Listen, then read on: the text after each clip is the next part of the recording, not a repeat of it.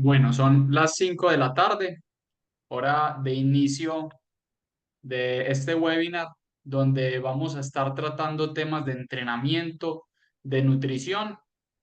Sabemos que en la sala de espera habían más de 70 personas, así que vamos a dar 2 minuticos de tiempo mientras se van agregando a este Zoom, mientras les va cargando. Vamos aprovechando y contándoles un poco de qué va a tratar, de qué vamos a hacer. Mi nombre es Pablo Pulido, director metodológico de Threshold Experts, encargado de todo lo que es la integración de los diferentes servicios de entrenamiento, nutrición, performance, salud, de recoger esa parte científica y ponerla a disposición de nuestros deportistas.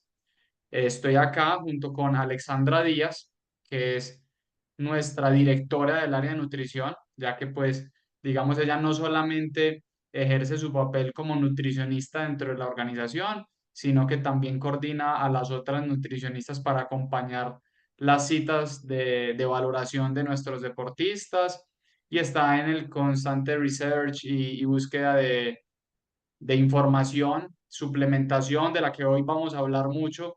Y te doy un segundito, Alexandra, pues para que nos des un saludito antes de que comencemos. Hola chicos, ¿cómo están? Bienvenidos al webinar. Como Pablo pues les contaba, yo digamos que soy la encargada de la parte de dirección del servicio de nutrición. La idea ahorita pues con este webinar es precisamente tocar bastante del tema de la nutrición, cómo se debe ajustar de acuerdo a los entrenamientos que llevamos a cabo pues en la preparación.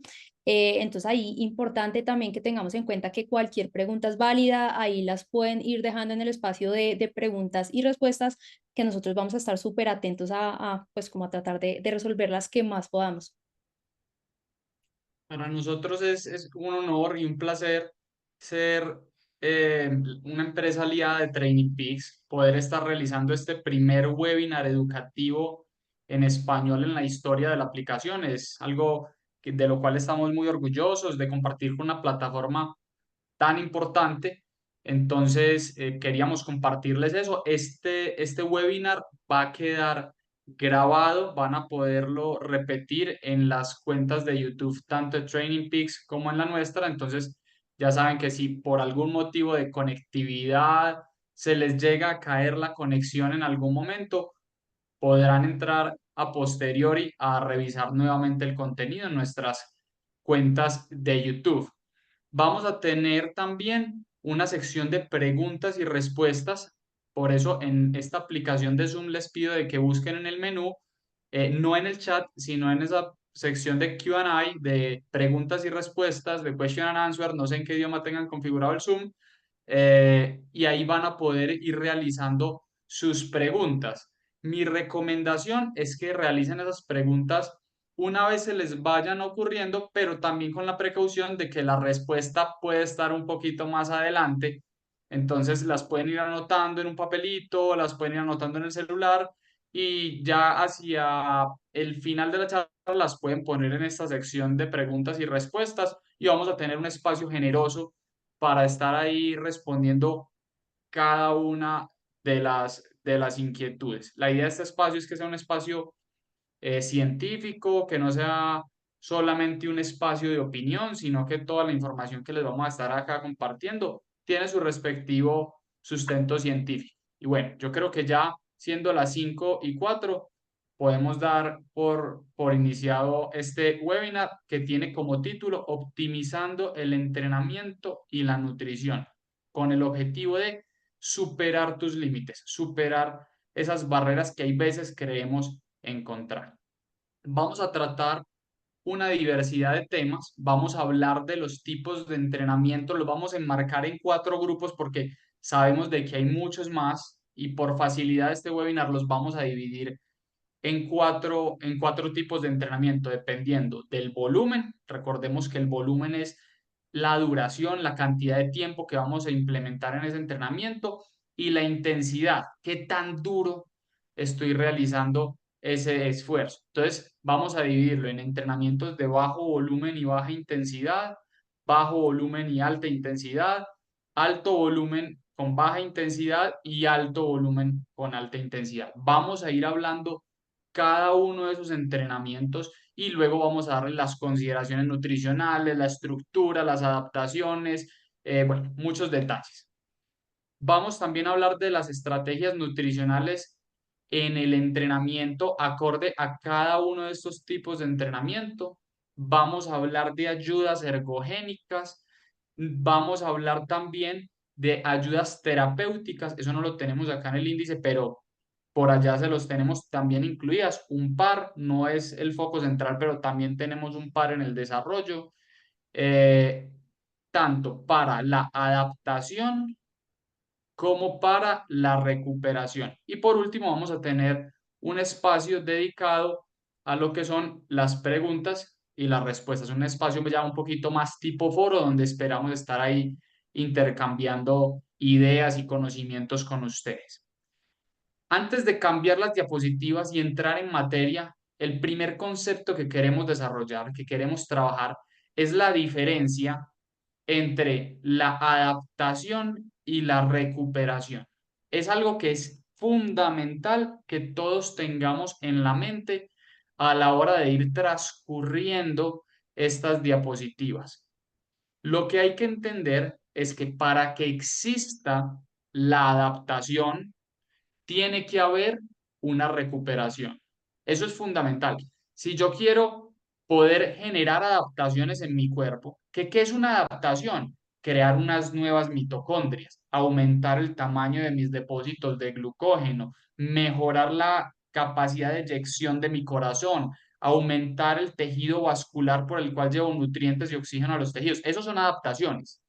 Para yo poder obtener adaptaciones al entrenamiento, es fundamental pasar por un estímulo, el entrenamiento, y una recuperación para obtener esas adaptaciones. Pero que yo haga un proceso de recuperación no me garantiza un proceso de adaptación. Hay recuperaciones. Voy a adelantarme casi que hasta el final de las diapositivas simplemente para poner un ejemplo, como la utilización de antiinflamatorios no esteroideos, como los AINES, que me van a promover la recuperación, van a disminuir mi fatiga, la inflamación, el dolor, pero van a atentar, van a ir en contravía de la adaptación. Y por eso es que les quiero dejar muy claro este concepto antes de comenzar esta exposición, porque vamos a diferenciar ayudas para la adaptación y ayudas para la recuperación. Ayudas para la adaptación, todas las que me ayuden a conseguir mejoras en mi organismo. Ayudas para la recuperación, todas aquellas que me ayuden a disminuir estrés oxidativo, fatiga, pero que no necesariamente van a conducir a generar esas mejoras en mi organismo. Ya con eso claro, entonces empecemos a hablar de nuestro primer tipo de entrenamiento. Y vamos a hablar de sesiones de bajo volumen, o sea, corticas, y de baja intensidad, sin grandes esfuerzos. Como este es un webinar enfocado en ciclismo, vamos a utilizar de referencia las 7 zonas de entrenamiento de Andy Coggan, entendiendo que dentro de la zona 4 vamos a encontrar nuestro FTP, ¿sí? Que tiene cierta relación con el máximo estado estable de lactato, con el umbral ventilatorio 2, con el umbral de lactato 2, pero que no es igual. Por lo general, todos estos factores que les acabo de decir están ligeramente más desplazados a la derecha versus el FTP. Cuando estamos trabajando entrenamientos de bajo volumen y baja intensidad, estamos utilizando como fuente energética de manera principal las grasas. Las grasas van a venir a ser nuestro principal fuente energética, que al ser un entrenamiento de bajo volumen y la baja intensidad necesita un tipo de trabajo extensivo, no va a generar grandes adaptaciones. Entrenamientos de bajo volumen y baja intensidad no es un entrenamiento de grandes adaptaciones. Entonces nos preguntamos, si eso no genera grandes adaptaciones y yo de verdad no voy a mejorar mucho, ¿para qué lo hago? Pues bien, que no traiga grandes adaptaciones no implica que no traiga grandes beneficios, que es algo totalmente diferente. Les pongo un ejemplo. Con este tipo de entrenamientos no vamos a conseguir las supermitocondrias ni los superdepósitos de glucógeno, porque es una sesión que si es de baja intensidad uno diría debería ser extensiva, pero esta es de bajo volumen. ¿Y cuándo se utilizan estas sesiones? Cuando me van a servir a mí de mezcla, de mezclilla, de cemento, entre dos sesiones de alta intensidad. Entonces hago una sesión de HIIT de muy alta intensidad y al día siguiente tengo una gran tasa de ruptura muscular, fatiga. Entonces la opción es no, descanso para poder mañana hacer otra sesión de alta intensidad. Pues puedo realizar una sesión de bajo volumen y baja intensidad que si bien no me va a traer grandes adaptaciones, me va a traer un gran beneficio, que es la utilización de grasas como fuente de energía, aumentando mi gasto calórico y ayudando así a mantener o mejorar mi composición corporal. Estamos hablando de sesiones de máximo 2 horas. Puede ser menos, dependiendo del nivel de cada persona. Si acá estamos con un ciclista profesional, de pronto una sesión de bajo volumen puede hacer hasta de casi 3 horas. Sí, pero este número es para la mayoría de las personas. Y vamos al caso totalmente opuesto, una persona ciclista aficionada que apenas esté adentrándose en el mundo del deporte, 2 horas casi que pudiera ser un fondo, casi que pudiera ser un entrenamiento extensivo. Entonces acá volvemos al cuento que siempre pregonamos, la personalización. Cuando hablamos de bajo volumen, no lo vamos a enmarcar dentro de un número de horas puntual, sino dentro de lo que la persona pueda percibir como un bajo volumen versus las adaptaciones que ya posea. Una persona que un fondo es de 3 horas y media y ya siente que está haciendo un recorrido demasiado largo, posiblemente un entrenamiento de bajo volumen sea un entrenamiento de 1 hora y cuarto, 1 hora y media. Son entrenamientos continuos, no son entrenamientos de intervalos, con una presencia 100% o bueno, predominantemente oxidativa, donde vamos a utilizar, como les decía ahora, las grasas y también en algo vas a estar utilizando los glúceos en menor medida, pero también vamos a estar utilizando glucógeno y glucosa en sangre, pero en una medida mucho más pequeña.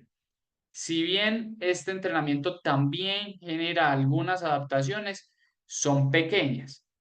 Ahora, ¿cómo hago yo para que este entrenamiento de bajo volumen y baja intensidad, que ya sabemos que tiene beneficios importantes, también me genere adaptaciones? ¿Cómo hago yo para potencializar este entrenamiento que parece ese entrenamiento tan sencillo y tan mezclilla dentro de la semana que es como entre un día y otro?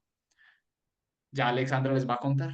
Entonces, dejo que acá Alexandra nos conte cómo potencializar la utilización de la grasa como fuente de energía y potencializar la biogénesis mitocondrial y muchas otras cosas que no voy a meter las patas en meterme a tu parte.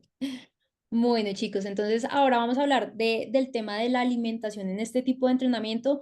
Digamos que esta parte de la nutrición la vamos a abordar desde tres momentos, el antes, el durante y el después. Para este tipo de entrenamiento de bajo volumen y baja intensidad, digamos que al ser un entrenamiento que es más corto, que se trabaja en zonas bajas, el comer algo antes no es necesariamente, pues como necesario, valga la redundancia, porque como lo decía Pablo, sí, digamos que no hay unas adaptaciones, pues digamos que significativas, pero por ejemplo, el hacerlo puntualmente en ayuno sí puede traernos unos beneficios y esos beneficios puntuales son el aumento del tamaño de los depósitos de glucógeno y digamos que la facilidad para su captación y para generar esas reservas de glucógeno muscular. También está una mejora en la biogénesis y la eficiencia mitocondrial. Como lo mencionaba Pablo, también digamos que esto nos ayuda a mejorar esas adaptaciones adaptaciones fisiológicas, metabólicas, generar una mayor flexibilidad metabólica y favorecer un poquito más como la beta oxidación, que es como esa utilización de los ácidos grasos para generar energía. Entonces, digamos que si se hace en ayuno este tipo de entrenamientos, sí se pueden ver estos beneficios.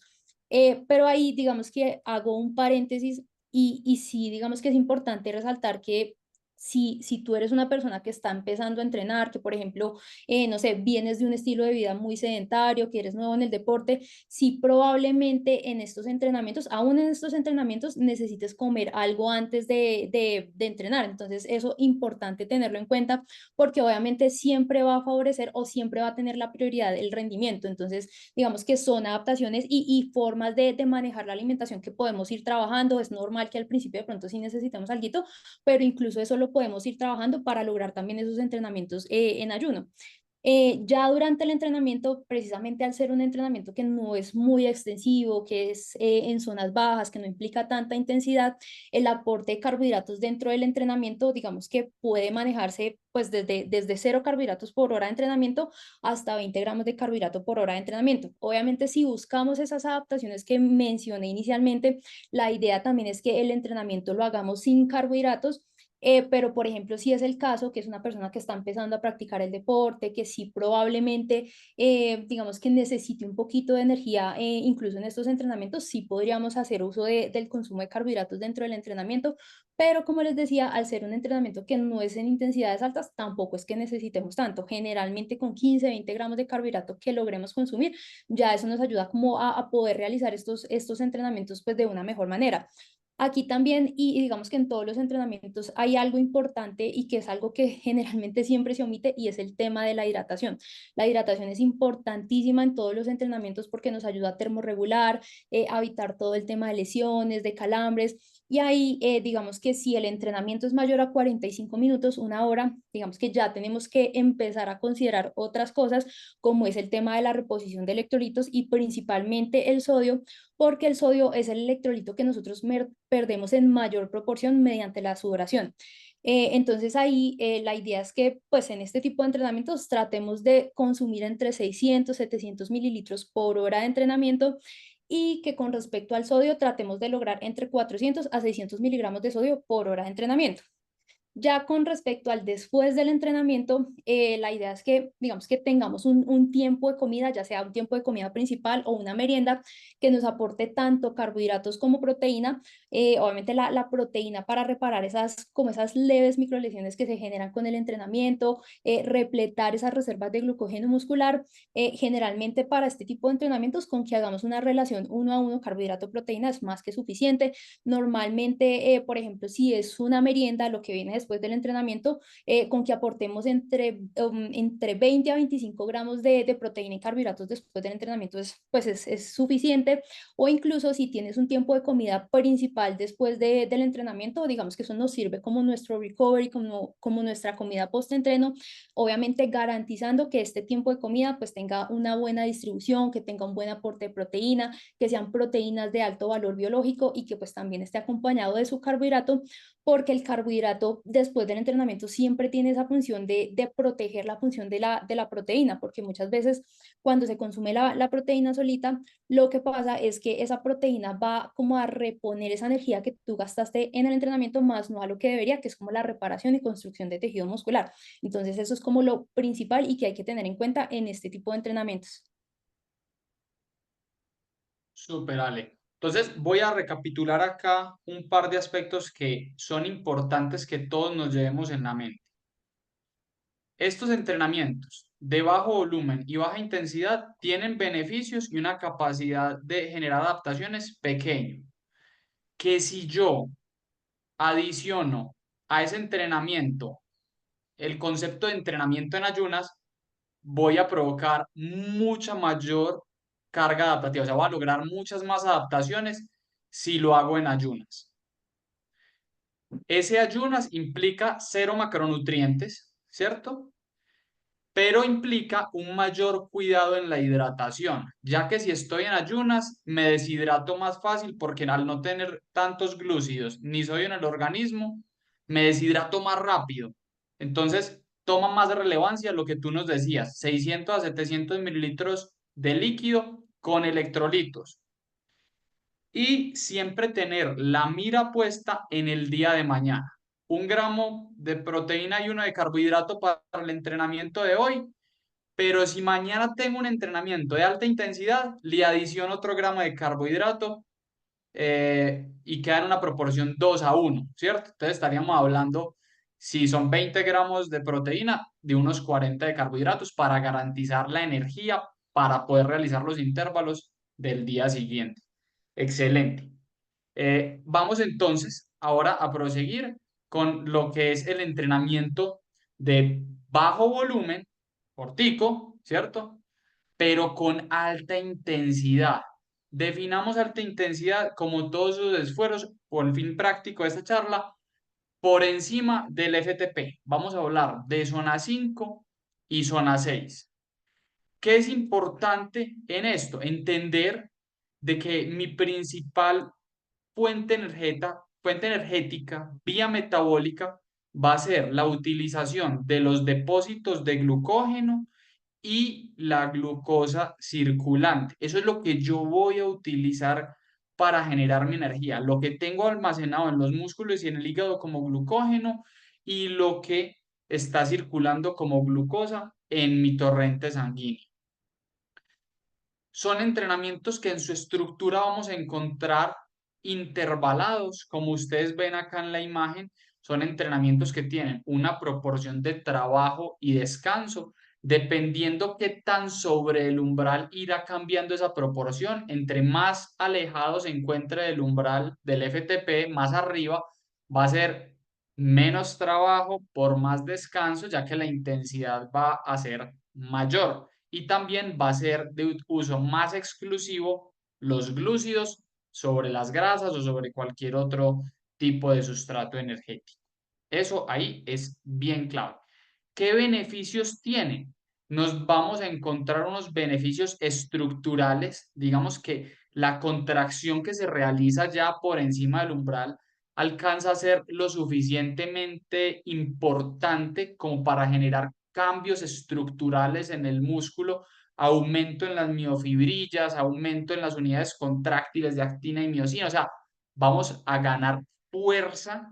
Es un entrenamiento que, si bien está pensado para mejorar mi umbral, voy a tener también unos beneficios a nivel estructural, muscular, voy a hipertrofiar, por así decirlo, una hipertrofia muy funcional, no es la hipertrofia de fisicoculturismo, ¿cierto? Que no estoy hablando mal de ella, simplemente es diferente, pero va a ser una hipertrofia funcional. Va a aumentar también el número de nuestras mitocondrias, va a mejorar la capacidad de nuestro organismo de metabolizar estas sustancias. Ya saben de que, si bien la principal fuente de energía aquí es la glucosa, el glucógeno, antes se creía que el lactato era un veneno. Pues prácticamente no, le salió ácido láctico, qué cosa tan horrible. Ya no. Ya con este tipo de entrenamientos también le estoy enseñando a mi organismo a metabolizar el lactato. ¿Cómo así? A utilizar el lactato dentro del músculo como fuente de energía. Coger ese lactato dentro del músculo, introducirlo a la mitocondria, oxidarlo y generar energía con el lactato. También voy a estar entrenando mi hígado porque ese lactato, ese exceso de lactato que no pude metabolizar en mi músculo, lo voy a sacar al torrente sanguíneo, lo voy a llevar al hígado y allá, mediante un proceso que se llama el ciclo de Cori, lo voy a estar resintetizando para volver a ser un precursor nuevamente y volverlo a utilizar como glúcido en otra vez esos procesos oxidativos, y en este caso, al ser de alta intensidad, no oxidativos, dentro de la célula muscular para poder volver a generar energía. Entonces, estoy entrenando todo ese sistema metabólico, estoy generando adaptaciones en mi hígado, en mi músculo, también en mi corazón, también en mi torrente sanguíneo. Entonces, es un entrenamiento que me va a traer una cantidad adaptativa importante, que hay que tener cuidado con algo. Y es que este entrenamiento solo es efectivo, ya vimos que tiene muchísimas adaptaciones y beneficios, solo va a ser efectivo cuando yo alcanzo la intensidad objetivo. Si yo hago el primer intervalo al 115% del FTP, el segundo al 112%, el tercero al 110% y el cuarto al 102%, que ya ni siquiera son a 5 sino son a 4. Y el quinto al 99% del FTP. Pues ese cuarto y quinto y sexto intervalo que ustedes sintieron durísimo, que sufrieron, que le dieron con toda, pero que no llegaron a la intensidad, pues permítanme decirle que no están haciendo el estímulo para generar la adaptación. O sea, eso es un montón de acumulación de fatiga que ni siquiera va a lograr que su cuerpo produzca mejoras, porque no llegaron a la intensidad que se necesita para generar la adaptación. Entonces, en este entrenamiento es fundamental fundamental garantizar llegar a la zona objetivo. Si me quedo por debajo de la zona objetivo, puede ser muy berraco, como decimos acá en Colombia, puede ser, no, queman para sufrir, pero estás acumulando un montón de fatiga, una gran cantidad de fatiga que al final no se va a traducir en adaptaciones. Y cuando nosotros entrenamos, lo hacemos para conseguir adaptaciones. Ese es el fin máximo del entrenamiento, lograr adaptaciones. Entonces, ¿cómo hago yo para, desde la combinación del entrenamiento y la nutrición, garantizar de que sí voy a llegar a la intensidad? Desde el entrenamiento, con una adecuada prescripción de la densidad del trabajo, la proporción de tiempo de trabajo versus tiempo de descanso, que estaríamos hablando para intervalos de zona 5 una proporción 1 a 2, por cada minuto de trabajo, 2 de descanso. Entonces, si hago un intervalo de 4 o 5 minutos, estoy hablando de descansar 8 a 10 minutos para una recuperación completa, que ya luego podemos hablar de que ya estoy totalmente adaptado a este tipo de trabajo, lo logro con suficiencia, empiezo a disminuir el tamaño de los descansos para también entrenar lo que es la resistencia y la tolerancia al lactato, pero bueno, eso ya será tema de otro webinar. Pero ya saben que con la densidad del trabajo, desde el entrenamiento, controlo que pueda llegar a la intensidad. Si veo que me estoy quedando un poquito bajito, aumento el tiempo de descanso entre dos intervalos para garantizar la intensidad en el intervalo siguiente. Y desde lo nutricional, Alexandra ya no lo contará. Bueno, entonces chicos, como lo dice Pablo, digamos que en estos entrenamientos que son de mayor intensidad, obviamente ahí el tema del aporte de carbohidratos va a ser súper importante porque como él lo mencionaba, es nuestro sustrato energético por excelencia en este tipo de entrenamientos, entonces la alimentación también nos va a ayudar mucho a llegar a esos esfuerzos que necesitamos generar, como lo decía Pablo, para generar esas adaptaciones que obviamente impactan de manera positiva en el rendimiento. Entonces aquí, digamos que ya en este tipo de entrenamientos, si bien es un entrenamiento que no es muy largo, al ser de alta intensidad, sí vamos a empezar a considerar el incluir algo antes del entrenamiento, pues debido a que no es un entrenamiento muy largo, tampoco necesitamos que sea algo pues demasiado copioso, como un volumen de comida muy grande, pero sí es importante que haya algo.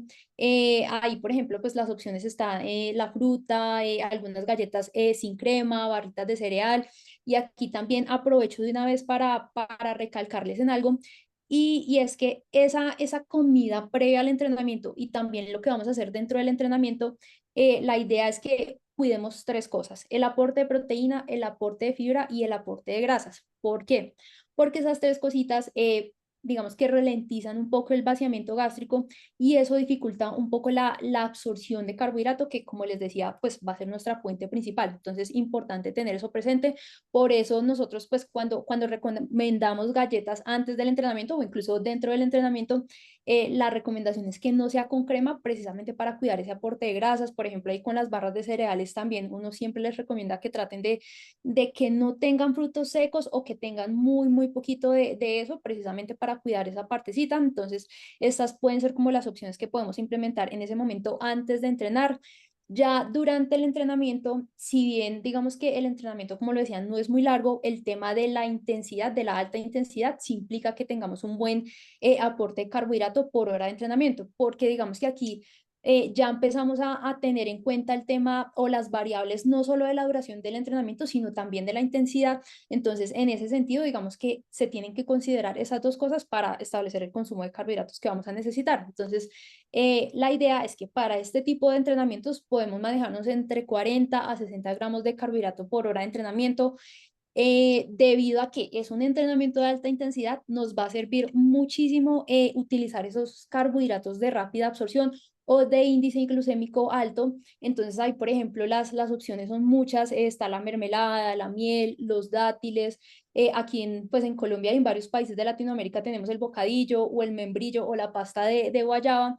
También, por ejemplo, las compotas de bebés pueden ser muy buena opción. En este tipo de entrenamientos, como necesitamos carbohidratos de rápida absorción, también es muy buena idea utilizar alimentos deportivos porque estos alimentos deportivos generalmente, digamos que tienen una liberación rápida de energía. Entonces, por ejemplo, los geles nos pueden funcionar. Las gomitas también pueden ser muy buena opción. Entonces, digamos que esas son como las fuentes que uno más busca como incorporar en este tipo de entrenamientos. También, y como lo venía diciendo, el tema de la hidratación va a ser súper importante. También para este tipo de entrenamientos, digamos que debemos tratar de garantizar entre 600 a 700 mililitros por hora de entrenamiento. Aquí sí va a ser muy importante el tema de la reposición de electrolitos, porque lo más seguro es que, pues si es un entrenamiento de alta intensidad, lo más seguro es que esa tasa de sudoración pues esté altica, que perdamos bastante líquido. Entonces, importante reponer esta parte de los electrolitos. Y ahí digamos que también aprovecho para, digamos que aclarar algo o digamos que mencionar algo, y es que nosotros pues recomendamos como cierta cantidad de líquidos por hora de entrenamiento, pero esta cantidad también puede variar mucho de persona a persona, y digamos que pues la cantidad que debemos consumir depende de la tasa de sudoración de cada uno.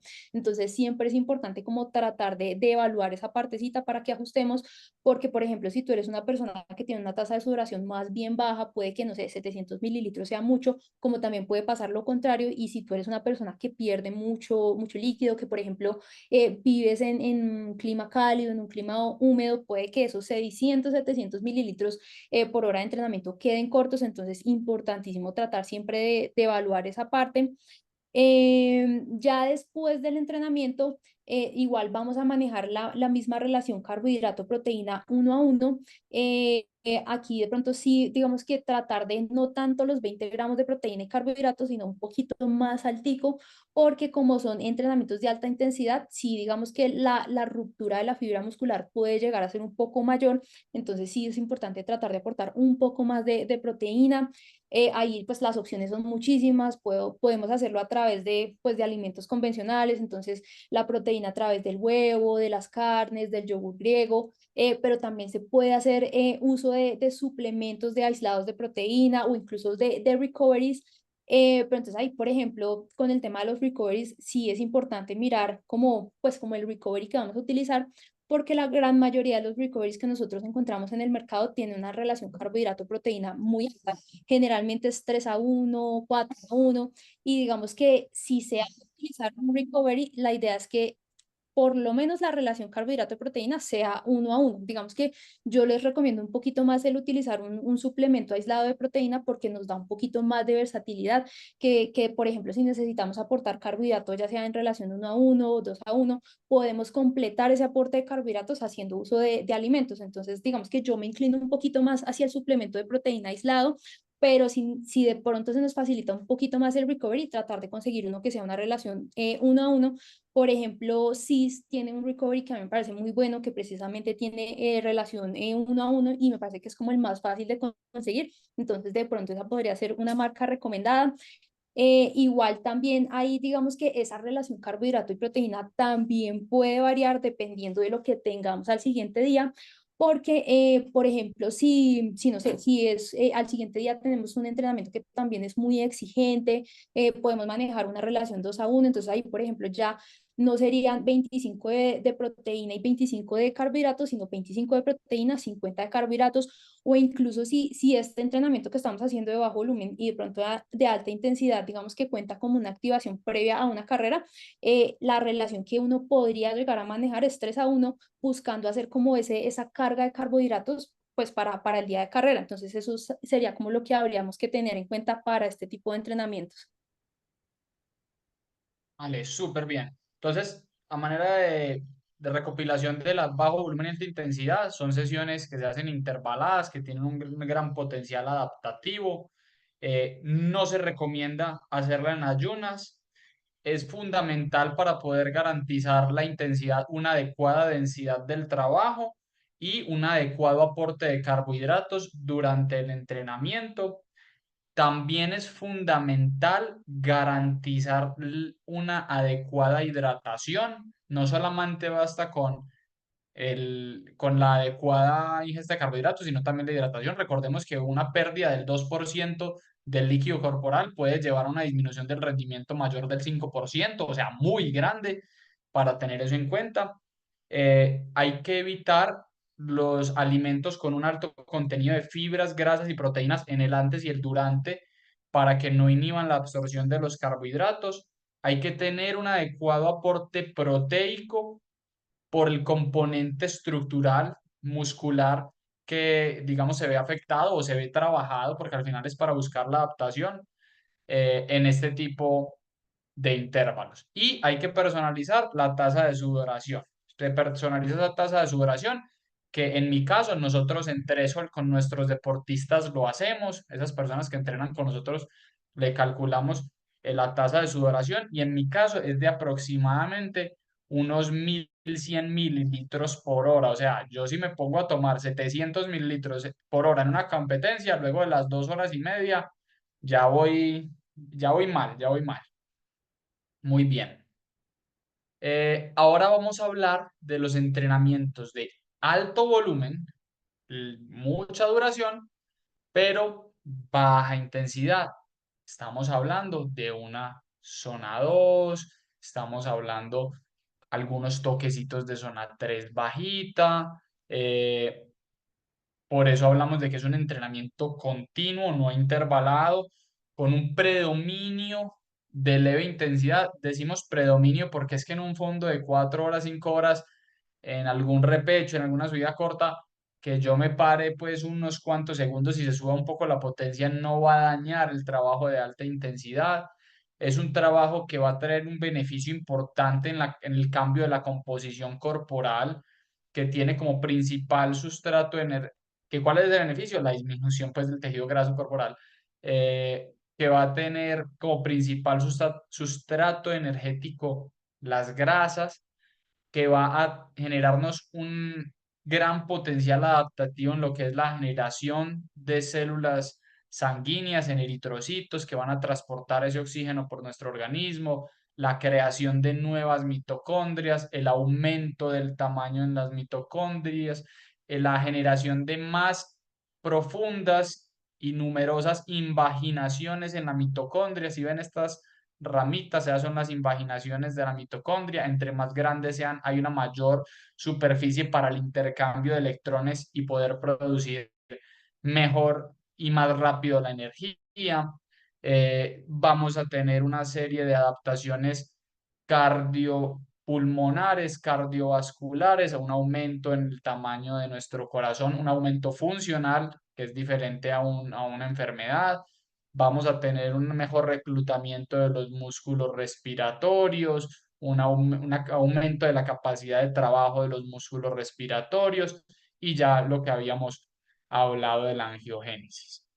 Este es un entrenamiento que por sus características es continuo, que uno no espera que la persona esté parando cada 30 minutos, otros 30 minutos, sino que sea un entrenamiento lo más continuo posible. Sí se pueden hacer pausas, sí se pueden hacer pausas para recargar la hidratación, para comprar pequeñas porciones de alimentación. Hay que tener cuidado, es que esas pausas no sean de manera ideal más prolongadas de 13 minutos, donde ya el cuerpo se va enfriando, por así decirlo, iba a implicar calentar nuevamente. No se recomienda ingestas de platos grandes de comida que lleven la circulación hacia el centro del cuerpo, hacia el estómago, hacia el sistema digestivo, y que cuando yo retome la actividad voy a tener una sensación de pesadez y no me voy a sentir muy bien.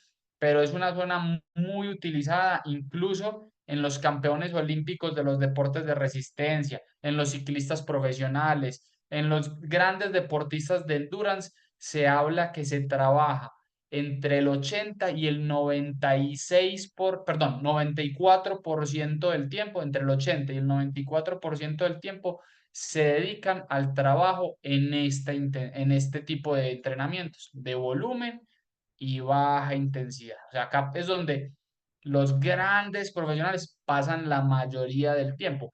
¿Por qué? Porque es una zona que para generar adaptaciones necesita tiempo, necesita volumen, necesita una ligera hipoxia en el tejido sostenida en el tiempo, necesita que esos depósitos de glucógeno se encuentren bajitos por un gran periodo de tiempo. Tiene esas características puntuales.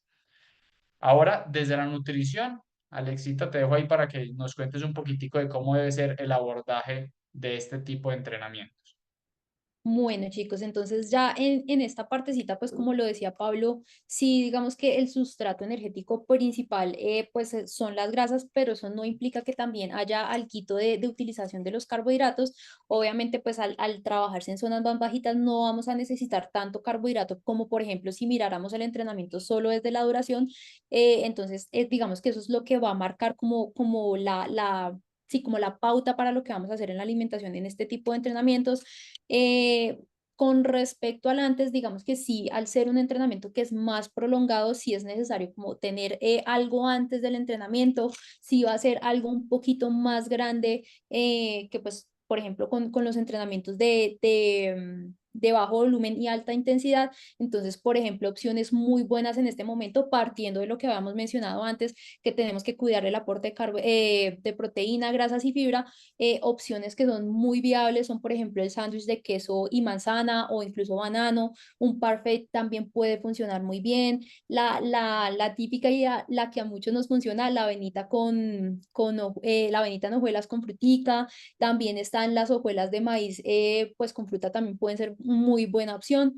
Y aquí digamos que en estos entrenamientos de alto volumen y baja intensidad, digamos que sí existe la posibilidad de hacerlo en ayunas, pero para la gran mayoría de las personas no es lo ideal, porque para hacer este tipo de entrenamientos en ayunas sí tiene que haber una adaptación previa y una adaptación pues bastante grande. Entonces, para la gran mayoría de las personas no es recomendado, entonces sí importante que garanticemos algo antes del entrenamiento.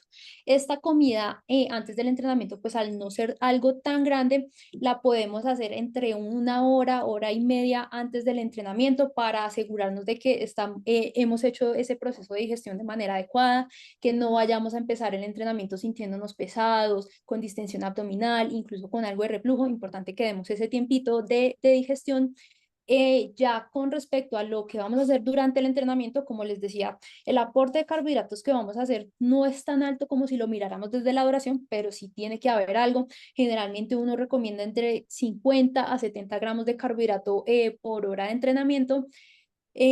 Aquí en esta partecita sí, digamos que podemos variar un poquito como el tipo de carbohidrato. Podemos utilizar carbohidratos de media a rápida absorción. Entonces hay, por ejemplo, opciones muy válidas. Si hablamos solo de alimentos, están la papa cocida, las frutas como el banano, la manzana, la barrita de cereal. Las galletas también son muy buena opción. Por ejemplo, Good tiene estos waffles que son muy prácticos de transportar, también pueden ser muy buena opción. Pero sí también podemos irlos como intercalando con carbohidratos de un poquito de más rápida absorción. Entonces, por ejemplo, ahí ya aparecen los que habíamos mencionado anteriormente, los dátiles, el bocadillo, la mermelada. Si hablamos de alimentos deportivos, están los geles, las gomitas. Entonces, la idea es como ir variando entre esos dos alimentos. Aquí, obviamente, pues también al ser un entrenamiento, como mencionábamos anteriormente, que también utiliza las grasas, se podría incluir algo de eso. Obviamente sí tratar de que no sea algo en una gran cantidad, precisamente por lo que mencionaba anteriormente, que eso puede como dificultar un poco la absorción de los carbohidratos. Y por ejemplo ahí se sirve mucho como implementar grasas que nos aporten triglicéridos de cadena media, porque esos son los que nuestra mitocondria utiliza de manera más fácil. Entonces, por ejemplo, la crema de almendras, el aceite de coco, digamos que esos son como los que más podríamos como utilizar.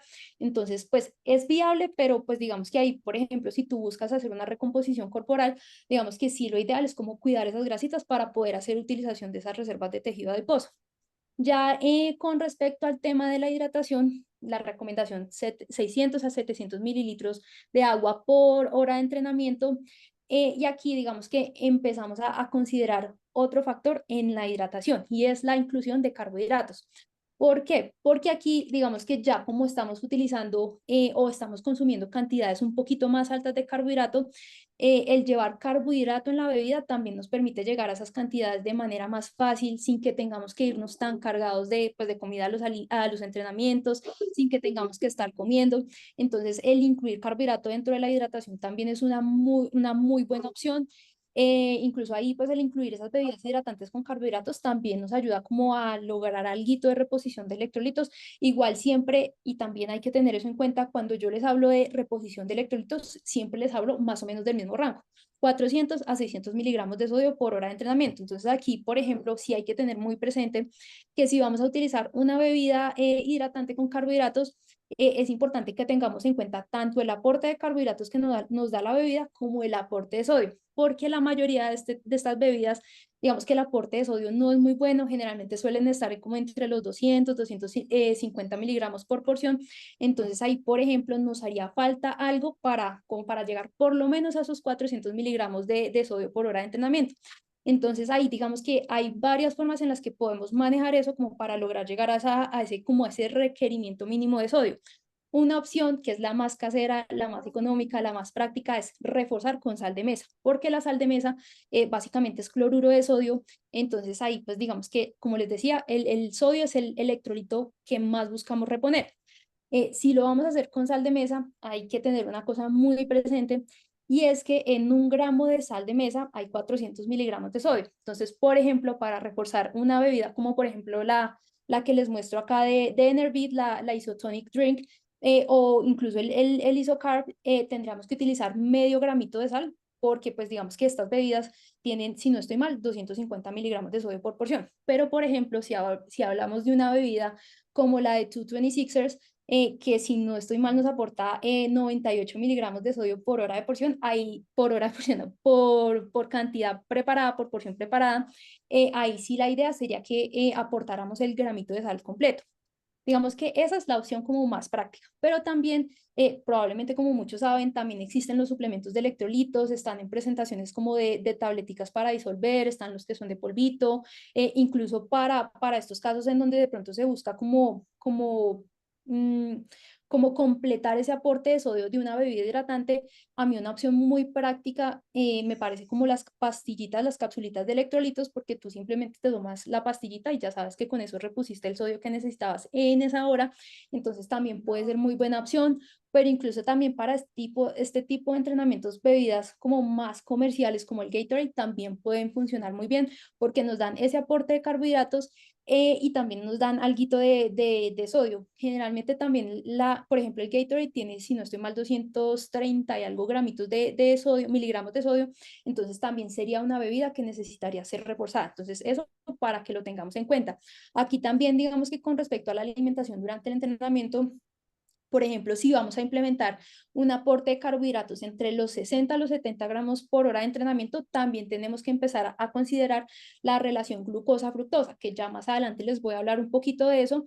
Pero hay, por ejemplo, un hidratante que podemos utilizar para cuidar esa relación glucosa-fructosa, podría ser el de Enervit, que nos aporta o tiene una relación 2 a 1. Entonces, eso para que lo tengamos ahí en mente, que ya ahorita se los voy a explicar un poquito mejor. Y ya para el después del entrenamiento, igual vamos a aportar carbohidrato y proteína, relación 1 a 1, por lo que no es un entrenamiento de tanta intensidad. Obviamente sí hay ruptura de la fibra muscular, pero pues digamos que no es algo tan elevado, entonces con que manejemos una relación 1 a 1 es más que suficiente, pero aquí sí vamos a empezar a manejar un aporte de proteína y de carbohidrato un poquito más alto. Entonces vamos a hacer 30 gramos de proteína, 30 gramos de carbohidrato, igual digamos que con el asterisco de que si al día siguiente tenemos un entrenamiento que es exigente, ahí valdría la pena incluso hacer esa relación 2 a 1, entonces serían 60 gramos de carbohidrato y 30 de proteína. Mm. Listo, súper bien, Aletita, muchas gracias. A modo de recopilación, es una zona que debemos estar asegurando un aporte energético continuo por la alta duración, ¿cierto? Por el alto volumen que tiene.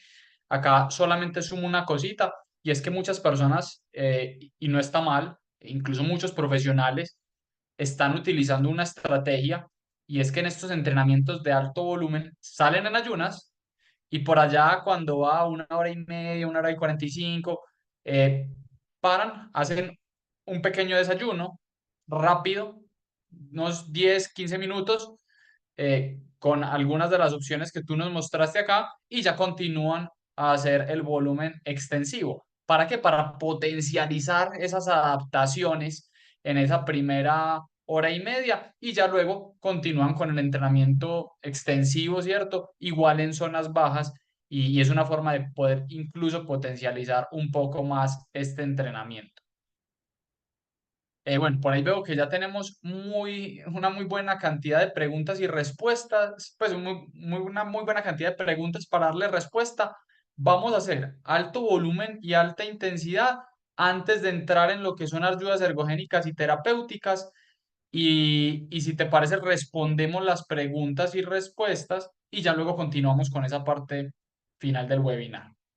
Eh, Alto volumen y alta intensidad, un tipo de entrenamiento no convencional, no se suele hacer de manera muy recurrente, es un entrenamiento con una alta carga fisiológica que demanda mucha fatiga, que no es fácil, que se utilizan principalmente para mejorar una capacidad que pudiéramos definir como la durabilidad, que son que es la capacidad de yo generar vatios, de generar intensidad luego de un número determinado de kilojoules. O sea, luego de 3000 kilojoules, pudiéramos establecer ese número como parámetro, o luego de tanta energía gastada, hago los intervalos, porque lo que yo quiero mejorar es mi durabilidad. Es qué tanta diferencia hay entre, por ejemplo, una prueba de 20 minutos que hago en la primera hora de entrenamiento versus una prueba de 20 minutos que hago después de la cuarta hora de entrenamiento.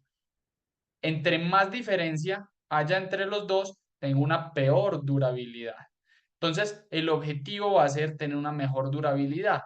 Este tipo de entrenamientos que nos va a reportar adaptaciones desde lo muscular, desde lo hepático, desde lo metabólico, desde lo cardiovascular, que va a tener una cantidad de adaptaciones tan importantes, persigue los mismos principios de los que hemos venido hablando en las diapositivas anteriores. Es extensivo y es intenso.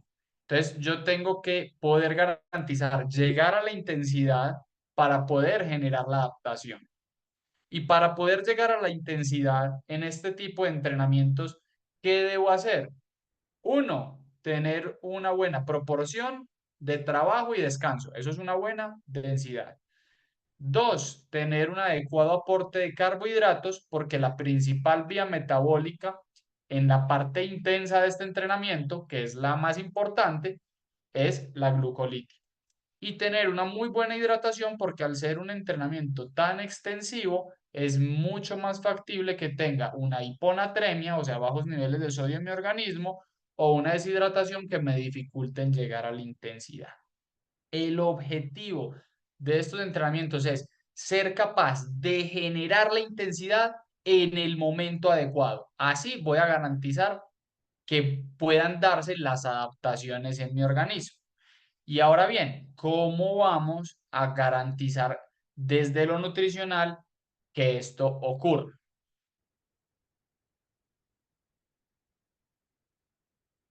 Bueno, entonces ya aquí en esta parte de la alimentación, digamos que como lo dice Pablo, no son entrenamientos pues como tan frecuentes, pero obviamente hay que tener en cuenta como el manejo nutricional. Por ejemplo, ya para este tipo de tipo de entrenamientos, el tiempo de comida antes del entrenamiento sí tiene que ser algo más completo, algo más copioso, porque sí, obviamente son entrenamientos que generan un alto desgaste físico, tienen un alto gasto energético, mayor ruptura de la fibra muscular. Ahí digamos que la forma en la que uno podría estructurar esa comida previa al entrenamiento es añadiendo un carbohidrato, que esos carbohidratos digamos que, y como lo mencionaba anteriormente, la idea es que sean lo más bajo en fibra y en grasas posibles. Entonces, por ejemplo, el arroz es una opción que a muchos nos favorece, que cae generalmente muy bien al estómago, además de que muchos generalmente tenemos arroz en casa. Otra opción podría ser el pan tostado, las arepas, los pancakes también son muy buena opción porque permiten lograr un muy buen aporte de carbohidratos en un volumen de comida pues más pequeño, entonces pueden ser muy buena opción. La idea también es que aportemos algo de proteína, si bien digamos que tenemos que cuidar esa parte, digamos que uno puede permitirse incluir en esa comida antes del entrenamiento hasta 0,25 gramos de proteína por kilogramo de peso. Para una persona más o menos de unos 65 kilogramos, eso vendría siendo más o menos como unos 15, 16 gramitos de proteína que fácilmente podemos cubrir con uno, dos huevitos o con yogur griego. Ahí obviamente haciendo también como la mención de que es importante que, por ejemplo, esos huevitos los preparemos en la menor cantidad de aceite posible, entonces pueden ser revueltos o incluso cocidos, evitar de pronto que sean fritos. Ya con respecto al yogur griego, tratar de que sea un yogur griego idealmente descremado, pero semidescremado también podría funcionar. Y ahí, pues para completar también el aporte de carbohidratos, podemos acompañar con frutas. Entonces, digamos que esa sería una forma de estructurar esa comida previa. Obviamente las cantidades van a variar mucho de tus características físicas, de qué objetivo tengas, por ejemplo, con respecto a la composición corporal, pero más o menos esa es como la forma en la que debemos estructurar ese tiempito de comida previo. Ya durante el entrenamiento, obviamente al ser un entrenamiento primero que es largo, que se trabaja, digamos que en cierta parte con altas intensidades, el aporte de carbohidratos sí va a tener que estar mucho más arriba de lo que ya hemos hablado previamente. Generalmente uno recomienda entre 80 a 120 gramos de carbohidrato por hora de entrenamiento. Aquí digamos que sí, de pronto el tipo de carbohidrato al que deberíamos darle un poquito más de prioridad es a ese carbohidrato de rápida absorción, de índice glicémico alto. Entonces ahí pues están las opciones que ya habíamos discutido, la compota, el bocadillo, los dátiles, la mermelada, la miel, incluso pues ahí el pan blanco también podría ser una buena opción. Y ya si hablamos pues, de alimentos deportivos, pues digamos que hay una gran variedad de geles para que podamos como utilizarlos, pero entonces aquí ya empezamos a incorporar como unos conceptos específicos y es lo que les venía mencionando, el tema de la relación glucosa-fructosa. ¿Por qué? Porque si me ayudas pasando la diapositiva, por favor. Bueno, aquí el tema con la relación glucosa-fructosa, que era lo que yo les mencionaba anteriormente, digamos que sí hay que partir de algo, y es que si nosotros miramos en esta primera gráfica a la izquierda, la idea es que si nosotros vamos a consumir más de 60 gramos de carbohidrato por hora de entrenamiento, tenemos que prestar atención a esto porque lo que sucede es que nosotros tenemos dos tipos de transportadores de carbohidratos a nivel intestinal. Uno está encargado de transportar la glucosa y el otro está encargado de transportar la fructosa. Sucede que ese transportador de la glucosa tiene una capacidad, digamos que limitada, que generalmente son 60 gramos de carbohidrato por hora de entrenamiento.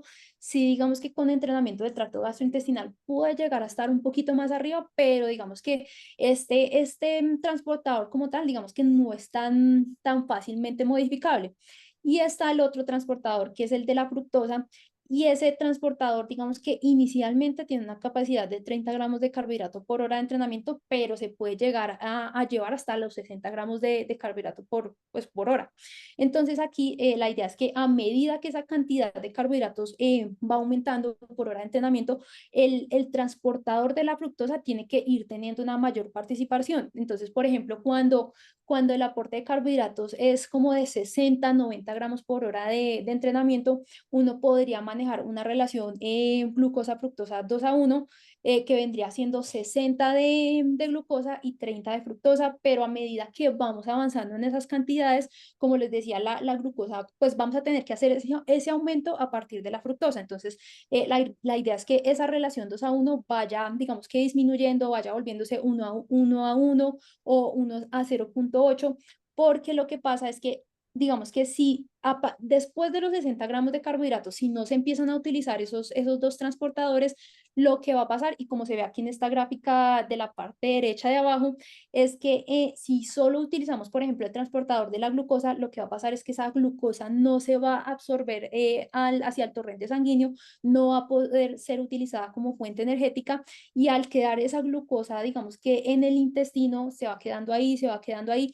Eso va a hacer que la osmolaridad en el intestino aumente, y ahí es cuando vienen las molestias gastrointestinales. Entonces, por eso es importante primero tener en cuenta esa relación glucosa-fructosa, e ir entrenando como esa capacidad del intestino para digamos que agilizar ese paso de tanto de glucosa como fructosa hacia el torrente sanguíneo, y pues tener en cuenta que debemos de buscar incorporar esos dos transportadores, porque ahí, si la devuelves al anterior, listo. Ahí, por ejemplo, digamos que ya, pues digamos que si, por ejemplo, lo que yo les decía, por ejemplo, para 80 gramos de carbohidrato podríamos utilizar una relación 2:1. Ahí, por ejemplo, marcas que podemos utilizar, está Precision Fuel, está 60 Sports, también está Power Bar, también digamos que son marcas que manejan una relación 2:1, pero por ejemplo, si ya estamos buscando llegar por encima de los 90 gramos de carbohidrato, la idea es que también vayamos mirando como las marcas de geles que vamos a utilizar. 226ers tiene un gel, e incluso también una bebida hidratante que tiene esa relación 1:0.8, que es la High Fructose, es como esa línea. También, obviamente, hay una marca que muchos conocemos, es el Betafuel de CIS, ellos tienen una relación 1:0.8, ellos tienen también gel y tienen bebida hidratante, y también están los de Morten, que ellos sí, digamos que todas las referencias de ellos tienen esa relación 1:0.8. Entonces, la idea es que vayamos como jugando con esos tipos de geles de acuerdo al aporte de carbohidratos que vayamos a implementar dentro del entrenamiento. Y ahí, digamos que sí, siendo este entrenamiento mucho más exigente, sí, obviamente que el aporte de carbohidratos es importante. La idea es que tratemos de lograr lo más alto que podamos, porque obviamente eso nos va a favorecer en temas de rendimiento, pero incluso hay estudios que también muestran que el lograr, por ejemplo, esos 120 gramos de carbohidrato por hora de entrenamiento también ayudan a proteger la masa muscular, porque se ha encontrado una disminución de marcadores de daño muscular, disminución en unos marcadores de daño muscular, como por ejemplo la CPK, la lactato deshidrogenasa, la urea. Entonces, sí, digamos que también es positivo lograr ese aporte de carbohidratos altos en ese tipo de entrenamientos. Incluso esta estrategia de alimentación también es totalmente válida para un día de carrera, para que de pronto también lo tengamos presente. Ahí ya con el tema de la hidratación pasa lo mismo. La idea es como tratar, digamos que en promedio aportar esos 700 mililitros de agua por hora de entrenamiento. Obviamente aquí importantísimo la reposición de electrolitos. Acuérdense, 400 a 600 miligramos por hora de entrenamiento.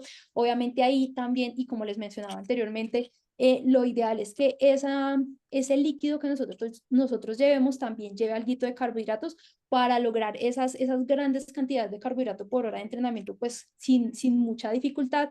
Entonces ahí igual también pues tenemos como bebidas hidratantes con esa relación 2:1, que está la de Precision Fuel, como les mencionaba anteriormente, el Isocar, que es una bebida hidratante como muy fácil de encontrar en varios países. Pero si ya necesitamos una relación un poquito más pequeña, como les decía, el de 226ers o el de CIS son muy buena opción. Ya para este tipo de entrenamientos, y como lo he venido diciendo, digamos que sí son entrenamientos en donde la ruptura de la fibra muscular es mucho mayor, en donde nosotros necesitamos reponer esas reservas de glucógeno muscular también de manera rápida. Entonces aquí sí vamos a manejar, digamos que de inicio, una relación 2:1. Entonces ahí la idea es que aportemos 60 gramos de carbohidratos y 30 de proteínas, que pues igual ahí como les decía, o sea, esa proteína la podemos conseguir a través de una proteína aislada o de un suplemento de recovery, o el incluso hacerlo con alimentos normales, digamos que también es totalmente válido. Ya en cuanto a carbohidratos, la idea es que utilicemos carbohidratos de rápida media absorción, para facilitar como como represión de las reservas de glucógeno muscular de manera rápida. Entonces, creo que eso sería de pronto lo que hay que tener en cuenta para este tipo de entrenamientos. Listo, Alexita, súper clave. A mí me queda por decir de esto que fuiste supremamente pues, generosa y con toda la información, es que se derrumba por completo el mito de no como entrenando para que cuando compita y ahí sí coma, me va a ir mejor. Nada que ver. Tengo que comer entrenando para que mi intestino sea capaz de entrenarse también y absorber esos alimentos en el entrenamiento y para garantizar que voy a llegar a la intensidad objetivo. Si no, estoy perdiendo toda esa fatiga sin lograr las adaptaciones. Excelente. Entonces, como les había prometido, vamos a responder acá una serie de preguntas antes de pasar al último bloquecito de este webinar, que bueno, se nos ha ido un poquitico más larguito de lo que pensábamos. Julián Fernández nos pregunta, ¿la relación carbohidrato-proteína debería ajustarse en función al gasto calórico y la sudoración o solo en relación a la intensidad de los entrenamientos? Eh, Dame un segundo que estoy acá aprendiendo. Eh, Básicamente, como se los hemos venido explicando, no es solo a la intensidad, sino al volumen y a la intensidad. Entonces, la relación carbohidrato-proteína la vamos a determinar dependiendo de la carga, que la carga es volumen por intensidad. Eh, no depende de la sudoración, la sudoración la debo reponer en líquido, más no en la proporción carbohidrato-proteína. Eh, Seguimos con una pregunta de Tomás Baeza que nos pregunta sobre el ayuno. Esta te la dejo responder a ti. El líquido en el antes, o sea, antes de entrenar, se considera ayuno. Si yo tomo algo antes de entrenar, sigo en ayunas. Por ejemplo, un café u otro, es importante que no se consuman carbohidratos o que no se consuman ningún tipo de calorías. Bueno, ahí digamos que hay que partir de que si tú consumes calorías, ya estás rompiendo el ayuno, independientemente de dónde provengan esas calorías, si provienen de los carbohidratos o de las proteínas o de las grasas. La idea es que para estar en un estado de ayuno no aportemos calorías.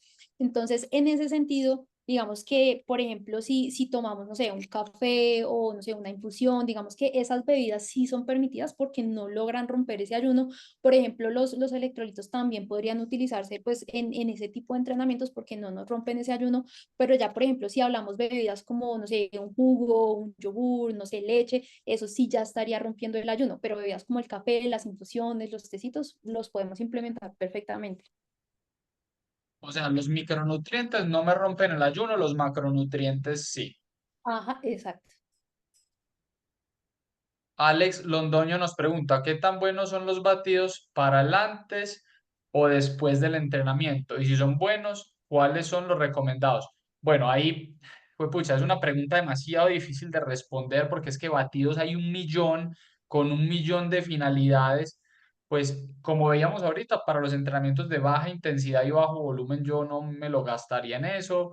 De pronto para un entrenamiento de bajo volumen y alta intensidad sí lo utilizaría. Quizás es una muy buena opción para esos entrenamientos de baja intensidad y gran volumen. Como les decía, primera hora y 45 en ayunas, primera hora y media en ayunas, y hay un batido rico en carbohidratos y proteínitas antes de empezar la segunda parte del entrenamiento. Y también puede ser una buena opción, aunque se puede quedar cortico para un entrenamiento de alto volumen y alta intensidad. Y pues bueno, no sé de dónde vivas, pero acá se me viene uno a la mente y es el producto, el pre-race de Actimax. Ellos le dicen pre-race que muchas veces cuando encontramos pre-entrenos en el mercado son unas bombas de cafeína, taurina, guarana, arginina, pero este que te digo que es el de Actimax, pues es carbohidraticos con proteínita, algo muy sencillo y puede ser una buena opción. Pablo Rubio nos pregunta, en zonas de pulso de 1 a 5, como son las de Andy Cogan, ¿qué zona es alta intensidad? Estaríamos hablando de la parte alta de zona 4 y zona 5. Ahí estaríamos hablando de alta intensidad. Eh, Listo. En una en una proporción, esta te la dejo a ti, en una proporción 1 a 1, carbohidrato-proteína, no nos quedaríamos bajitos de carbohidratos para reponer el depósito de glucógeno. Bueno, ahí digamos que, y como lo veníamos hablando, pues esa relación puede variar dependiendo de lo que tengamos, pues como al siguiente día. Y ahí también hay que partir de algo, y es que ese glucógeno nosotros no solo lo estamos reponiendo en esa comida inmediatamente después al entrenamiento, sino que ese proceso lo vamos haciendo nosotros a lo largo del día. Entonces ahí también, obviamente, y vale la pena resaltar que nosotros aquí les estamos hablando como de tres momentos puntuales, que es el antes, el durante y el después, pero obviamente también importa lo que hacemos en el resto del día, el balance energético total, el aporte total por ejemplo, de carbohidratos, cómo es la distribución de macronutrientes.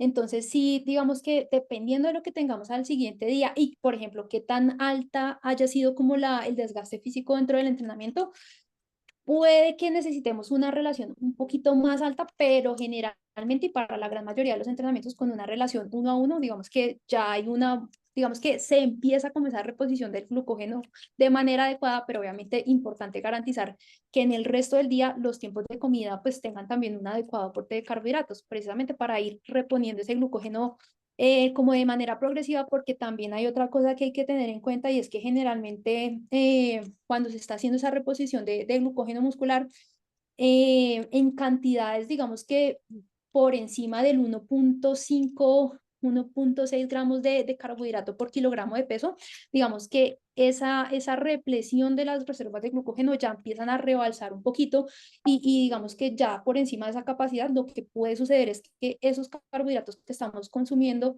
puede que se lleguen a almacenar como pues en el tejido adiposo. Entonces sí, también es importante tener esa parte en cuenta, que sí obviamente necesitamos hacer reposición del glucógeno muscular a lo largo del día, pero tiene que ser pues de manera progresiva y no, digamos, por ejemplo, un tiempo de comida pues como muy grande en carbohidratos y ya los otros más pequeñitos. Entonces la idea es como hacerlo de manera o como distribuirlo de manera equitativa en el resto del día. Y es importante decirles que, a ver, nosotros somos claros que durante la competición estaríamos hablando que lo ideal es un 3 a 1, ¿sí? Ujú. Y ahí sí queremos que esos carbohidratos sean justo al acabar la actividad para acelerar esa recuperación, acelerar el llenado de ese depósito de glucógeno y, como tú dices, volver a poner ese tanque de glucógeno al 100 porque mañana voy a competir. Por eso en muchas de las diapositivas les decíamos, mire, les recomendamos un 1 a 1, sobre todo porque es importante ahí tener la concepción que hay que tener un control sobre la composición corporal, pero ojo con lo que toca mañana. Si mañana tengo entrenamientos de alta intensidad, suban ese 1 a 1 a 2 a 1. Aumenten los carbohidratos. Y si mañana hay carrera, pongan eso 3 a 1 para que estén llenando esos depósitos de glucógeno. William nos pregunta, ¿se podría usar caseína como recovery post? Yo te recomiendo utilizar algo más como una whey protein. La caseína es una proteína de una absorción más lenta, ¿sí?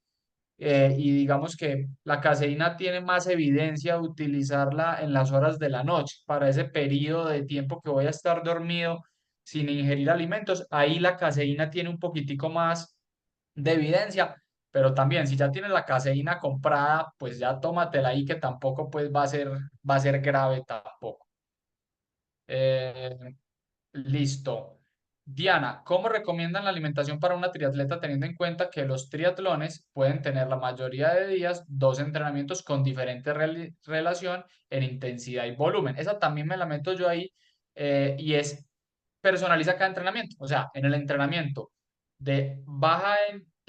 por lo general vas a tener un entrenamiento de bajo volumen y baja intensidad, o de alto volumen y baja intensidad. En ese, aliméntate en sus respectivas proporciones. Y en el de alta intensidad, incrementa esa ingesta de carbohidratos. Entonces, lo que te recomendamos es que le pegues una repasadita a estas diapositivas y agarres cada entrenamiento del día y digas, en primer entrenamiento del día es así, así me alimento. Segundo entrenamiento del día es así me alimento. Escojo dependiendo de lo que toque, con una claridad, y es que si el primero es el de baja intensidad y en la tarde tienes el de alta intensidad, aumenta la cantidad de carbohidratos del recovery para que tengas la energía para poder realizar los de alta intensidad que tienes después. Listo, Tomás. En el alto volumen a baja intensidad en los fondos, con respecto al ultraciclismo, cambia un poco el tipo de alimentos que consumimos, pues son días en donde se está pedaleando y un plato de comida podría ser muy reponedor. Tomás, totalmente. Digamos que en estas diapositivas no estamos hablando de ciclismo como ultra endurance, sino que estamos hablando de entrenamientos de fondo dentro de un ciclismo convencional. Ya en deportes de ultrafondo, como la ultramaratón o los Everesting, ya es diferente porque se van en zonas muy bajas donde el principal gasto son las grasas y donde el abuso de consumo de geles y de sustancias químicas, por así decirlo, nos pudieran caer mal al estómago. Y es mejor tener, bueno, no exclusivamente una alimentación tradicional, sino mixta, combinando entre nutrición deportiva y nutrición tradicional. Alexita, esta te la dejo a ti. Hay información científica que indica en personas que no son intolerantes al gluten o celíacos, el gluten presente en el trigo y por lo general en todo lo procesado deteriora la calidad nutricional y la calidad del rendimiento deportivo. De acuerdo a lo que ustedes conocen, ¿qué papel juega el gluten en la alimentación para el rendimiento deportivo óptimo para alguien que no tiene intolerancia al gluten, que no tiene intolerancia al gluten? Bueno, digamos que ahí sí, si no hay una celiaquía preexistente, digamos que el eliminar el gluten en realidad no es tan necesario, obviamente, y como todo, pues digamos que sí tiene que hacerse en moderación y digamos que ahí el gluten simplemente es como esa proteína que le da estructura o sí, como contextura a ciertos carbohidratos. Entonces ahí digamos que puede estar presente, por ejemplo, en las galletas, en el pan, pero pues digamos que pues que yo, digamos que de lo que conozco que tenga o que impacte, por ejemplo, negativamente o positivamente en el rendimiento, digamos que no, pues creo que no. Y sí, pues digamos que ahí el tema es que sí, en la alimentación dentro del entrenamiento sí es bueno como que haya variedad. Por ejemplo, hay una recomendación que uno suele hacerles mucho es que empiecen con alimentos sólidos, que vayan pasando a líquidos y digamos que esos alimentos sólidos que nosotros podemos implementar precisamente son como las galletas, las tostadas, como ese tipo de cositas. Pero pues digamos que si no hay una celiaquía, digamos que no tiene por qué impactar de manera negativa en el rendimiento, pero tampoco es que sea como un valor agregado, por ejemplo, no sé, como al rendimiento o a ese nivel de energía que nosotros tenemos en el entrenamiento como tal. Súper, Alexita, muchísimas gracias. Esta pregunta también te la hago a ti porque creo que pesa lo mismo que tú. Buenas tardes. ¿Esas cantidades sería para personas con qué peso? Es decir, si peso 43 kilogramos, ¿cuál sería aproximadamente la cantidad de carbohidratos a ingerir en cada uno de estos entrenamientos? Bueno, digamos que ahí la cantidad de carbohidratos, digamos que sigue siendo la misma. Obviamente, si de pronto tú eres una persona que es un poco más liviana, sí podríamos inclinarnos un poquito más hacia ese límite inferior de esos ranguitos que nosotros les damos. Pero sí, digamos que ahí también es importante tener en cuenta, y lo que yo les decía, pues hace un momento, estimar como cuál es el gasto total diario en el día, hacer esa distribución de macronutrientes en el día, pero digamos que por regla el implementar como el límite inferior en esos ranquitos, digamos que puede ser como una buena aproximación, pero pues obviamente ahí, y para poder decirte exactamente cantidades, sí hay que evaluar no solo, digamos que tus características físicas, porque obviamente también hay que tener en cuenta el peso, pero por ejemplo también la estatura, hay que tener en cuenta como el nivel de actividad física, no solo digamos que con respecto al entrenamiento, sino por ejemplo qué otras actividades haces fuera del entrenamiento, porque eso también implica un gasto energético y todo eso se tiene que distribuir de acuerdo a eso. Entonces sí es un poquito difícil como darte de pronto un dato exacto. Y recordemos que nosotros no consumimos carbohidratos no porque no se necesiten, sino porque nuestro intestino no es capaz de absorber más. Entonces, cuando uno ve dice, ay, pero ¿por qué si ese man o esa persona tan grande consume 80, yo también tengo que consumir 80? Es porque si el grandote pudiera consumir más, lo haría, solamente que ya el intestino no tiene capacidad de transportar más.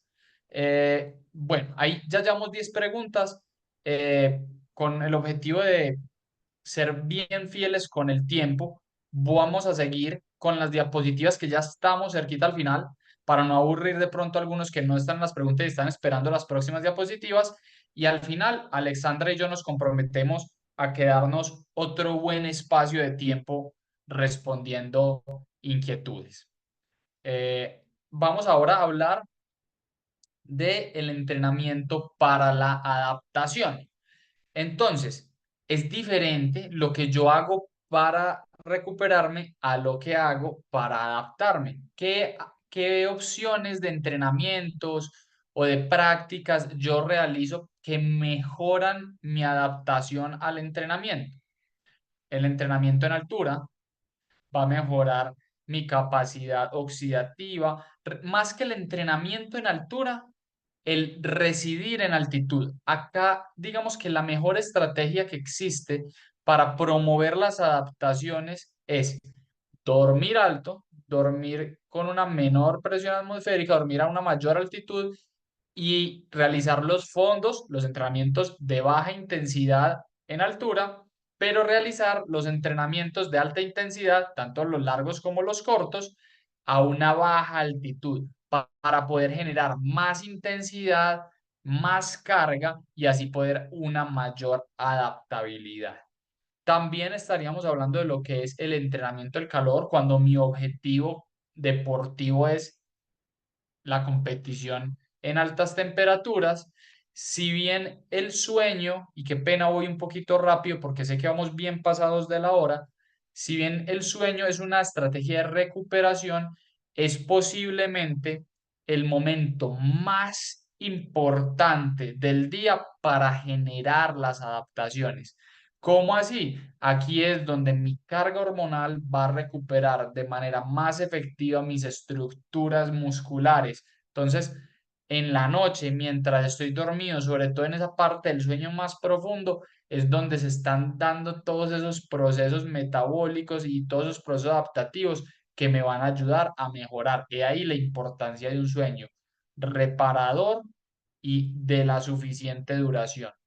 También tenemos este aspecto que es la recuperación activa, el descanso activo, la vuelta a la calma, que nos va a ayudar a lo que es la movilización de sustancias de desecho que queden de la práctica de la actividad física para reciclarlas en el hígado, eliminarlas en el riñón y también nos va a ayudar a aportar oxígeno y nutrientes a los tejidos para comenzar de manera más rápida la recuperación, pero sobre todo la adaptación. Alexita, también te pido que nos ayudes con un poquito de agilidad, hablando acá de las ayudas ergogénicas para que podamos continuar. Bueno, ya digamos que en cuanto a ayudas ergogénicas, ya con respecto al tema de suplementación, hay varias cosas que podemos hacer, digamos que cada una tiene como su mecanismo, pues como de acción. Por ejemplo, están los precursores del óxido nítrico, entre los que encontramos los nitratos, la citrulina, la arginina, que por ejemplo la citrulina es un precursor de la arginina y la arginina es un precursor del óxido nítrico. Ahí digamos que el óxido nítrico probablemente como muchos saben, lo que genera es una vasodilatación, entonces eso hace que mejore el flujo sanguíneo hacia el músculo, que haya una mayor o una mejor contracción muscular, ahí incluso también tiene como evidencia científica en la mejora del VO2 max, obviamente la reducción del coste de oxígeno en intensidades submáximas y también tiene algo y es que ayuda como a tener una mejor biogénesis y respiración mitocondrial. Ya hay otros tipos de suplementos que tienen ya otros mecanismos, como les mencionaba anteriormente, que son los buffers. En esos, o en esa, digamos que categoría, encontramos el bicarbonato de sodio y la betalanina. Lo que hacen estos dos suplementos es que minimizan como esa acidosis en el músculo, asociado obviamente a al metabolismo glucolítico. Y esto lo que hace, digamos que al contrarrestarse esa acidosis, eso hace que la fatiga muscular digamos que se retrase un poco. Entonces, eso para este tipo de suplementos. Hay otros suplementos que digamos que tienen mecanismos múltiples ahí. Por ejemplo, está el Optigen, que seguramente muchos lo conocen. El Optigen, al tener varios compuestos, tiene adaptogénicos, tiene betalanina, tiene varios compuestos, digamos que puede mejorar o puede generar varias adaptaciones. Ahí digamos que dentro de ellas está una mejor utilización del oxígeno, la mejora del VO2 max, también pues, por varios componentes que él tiene, también ayuda como a una mejor producción de ATP.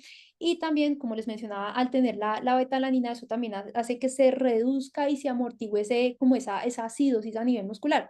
Ya hay, digamos que está el tema de la cafeína, que pues su principal función es como en mejorar esa o disminuir esa percepción de esfuerzo y de dolor durante el entrenamiento.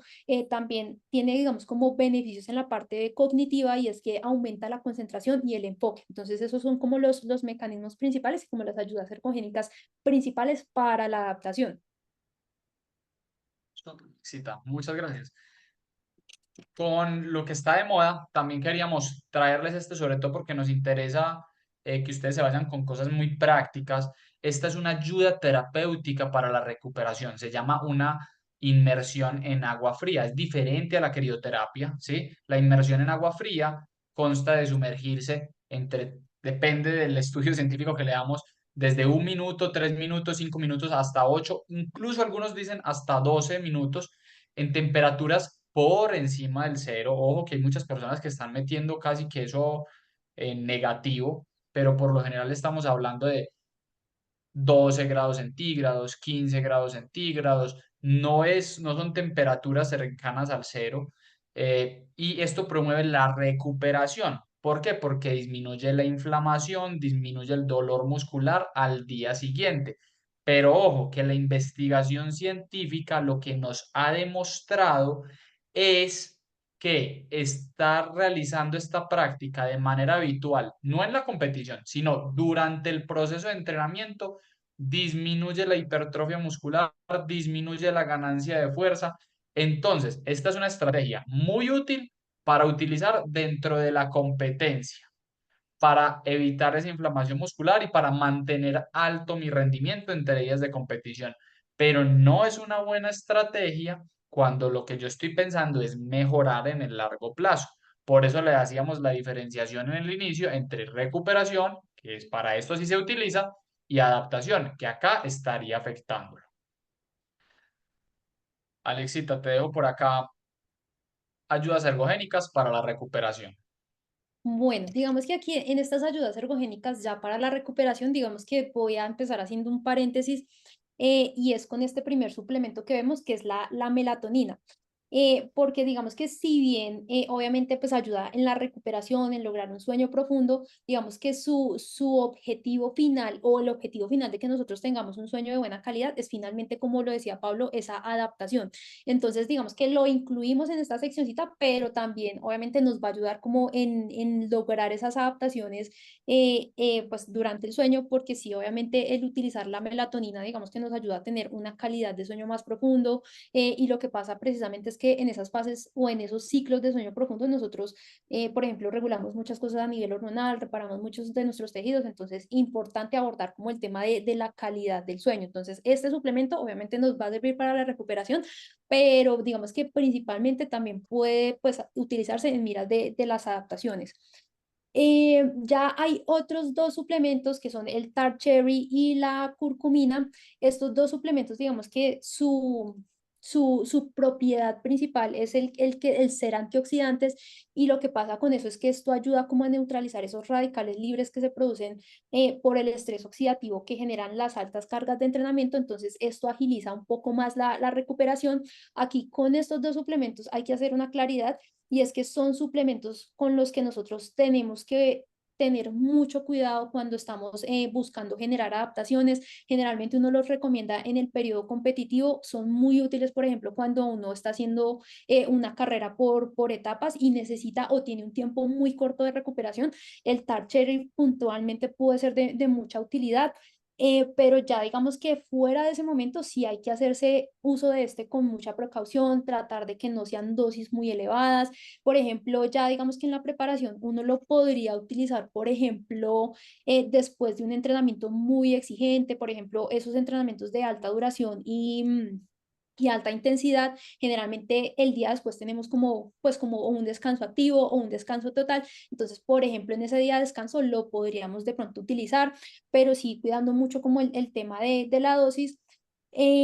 También digamos que tanto el tart cherry como la curcumina y el omega 3 también tienen otra propiedad que es la antiinflamatoria. Y esta propiedad, digamos que nos va a ayudar muchísimo a, por ejemplo, a reducir el dolor muscular de aparición tardía o como también se conoce, agujetas, y el dolor articular. Entonces eso pues facilita muchísimo la recuperación. También pues digamos que hace que la recuperación sea más rápida, más eficiente. Por ejemplo, el omega 3 sí puede ser un suplemento que podríamos utilizar en el día a día porque sí tiene esa propiedad antiinflamatoria, pero pues digamos que no genera como esa dificultad o no puede llegar a generar esa dificultad para generar las adaptaciones al entrenamiento. Entonces, por ejemplo, el omega 3 podría ser algo que podríamos utilizar en el día a día, pero sí periodizar el tart cherry y y la curcumina. Súper, Alexita, muchas gracias. Por acá, muchachos, les dejo a todos un regalito. Pueden escanear este código QR, se los voy a dejar acá mientras voy respondiendo las preguntas. Con ese código QR van a poder acceder a un descuento para que se animen a entrenar con nosotros.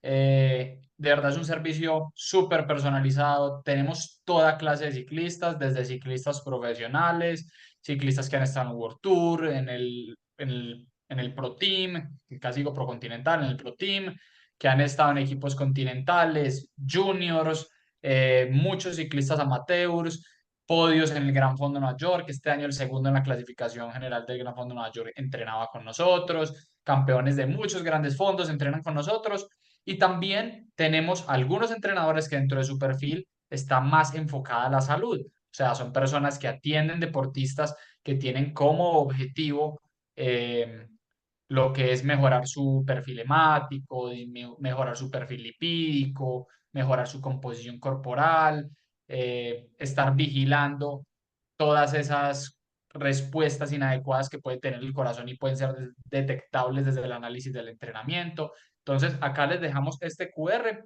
para que lo escaneen y puedan obtener un descuento en su primer mes de entrenamiento con nosotros. Ahora sí, vamos a proceder ya con la parte final de las preguntas. Vamos a responder preguntas hasta las 6:45 hora Colombia, hasta donde lleguemos. Vamos a darle 15 minuticos a esto, porque ahorita ya seguimos justo con otra charla. Entonces, bueno, seguimos con la pregunta de Alex Londoño. ¿Qué es mejor para competencia? ¿Electrolit o bebidas en las marcas ya conocidas?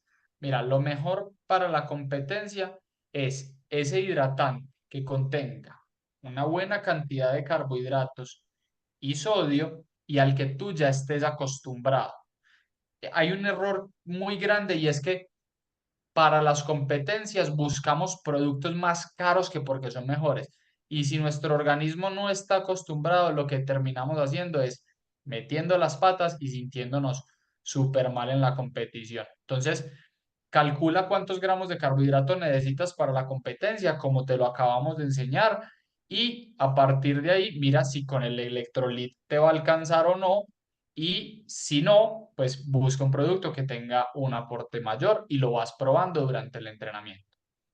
Hola, en el mismo bidón puedo combinar el hidratante Isocarb con una pastilla de electrolitos de Cis o Gu, o hay que preparar dos bidones, uno con electrolitos y el otro con hidratante. Yo te recomendaría tomarte el Isocarb y no mezclarle un Cis o un Gu porque eso queda Ujú. complicado de tomar, sino más bien tomar una pastilla de electrolitos tipo Sal Stick, que es más como cápsula y aseguras ahí los electrolitos y, y chuleas ambos aspectos. ¿Cómo se debe ser el manejo en la hidratación cuando se tiene algún tipo de problema renal, ya que el sodio por lo general lo limita para evitar más daños? Alexita.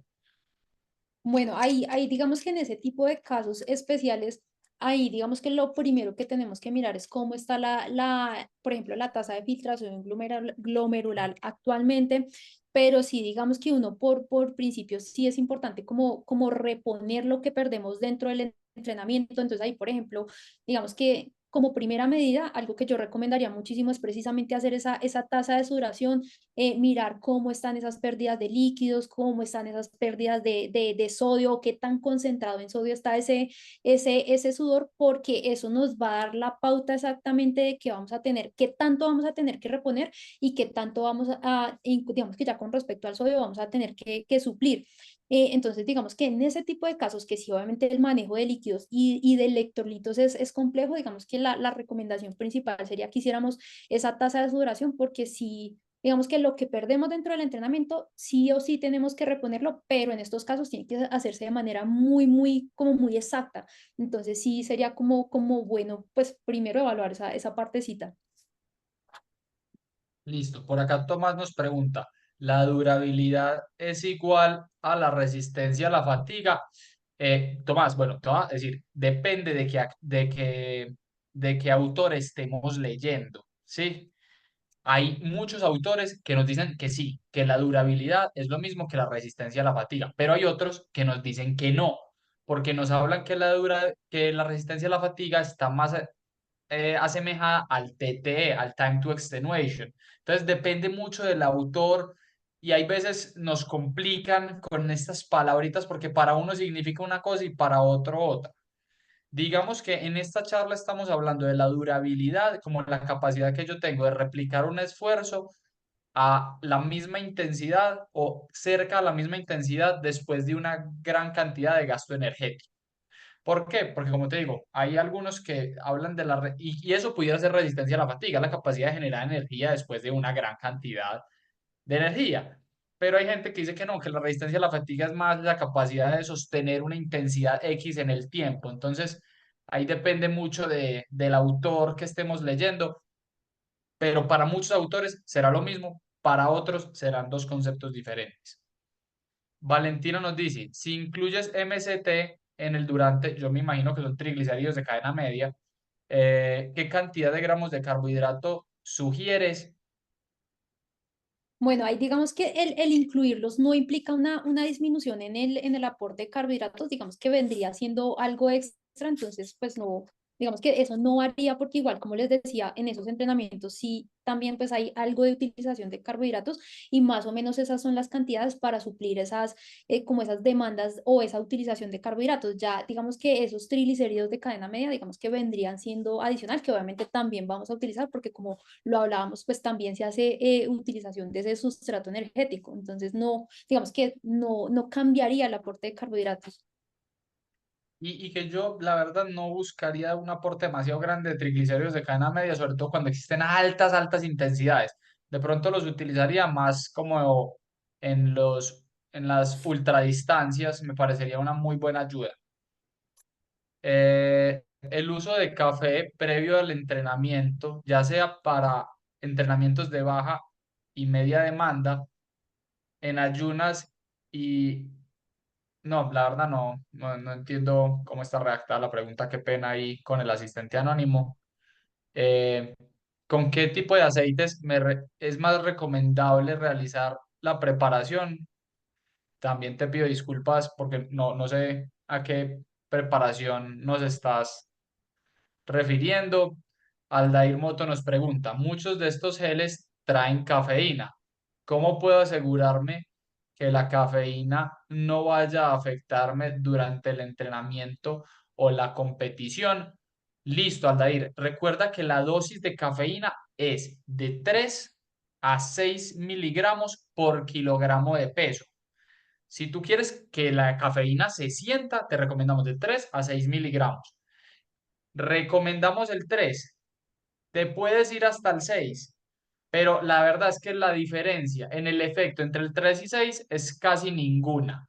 Entonces, el recomendado son los 3 miligramos por kilogramo de peso, siempre y cuando no seas intolerante a la cafeína, hipersensible y que jamás la vayas a probar en competición. Siempre se prueba entrenando en dosis pequeñas y se va subiendo hasta llegar a la dosis de los 3 miligramos por kilogramo de peso para corroborar de que te cae bien. Luego nos pregunta un asistente anónimo cómo sería el entrenamiento del tracto gastrointestinal con el objetivo de poder responder una buena cantidad de preguntas. te recomiendo que entres a nuestro canal de YouTube, Tres Call Experts en YouTube.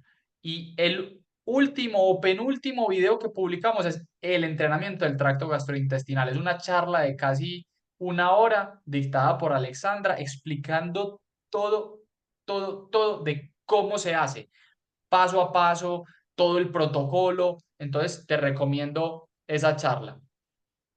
Si tengo un gel de 60 gramos, la toma sería a la media hora 30 gramos y y a la hora otros 30 gramos o a la hora los 60 gramos. Muchas gracias. Bueno, pues no sé si quieres responderla, pero pues digamos que eso depende de que te quede pues como más fácil a ti. Generalmente uno lo que suele hacer es como pues tomar de una vez los 60 gramos, digamos que en el momento que generalmente uno recomienda entre 30 a 45 minutos o cada 30 a 45 minutos, pero pues si a ti te queda más cómodo por, no sé, por logística o por ejemplo, pues también hay geles que ya tienen los 60 gramos de carbohidrato incluidos, pues digamos que... puede hacerse de ambas formas y digamos que eso no implica o no tiene como un impacto en el rendimiento. Lo importante es que consumamos esa cantidad de carbohidratos por hora de entrenamiento independientemente de cómo se divida. Listo, súper, Alexita. Muchas gracias.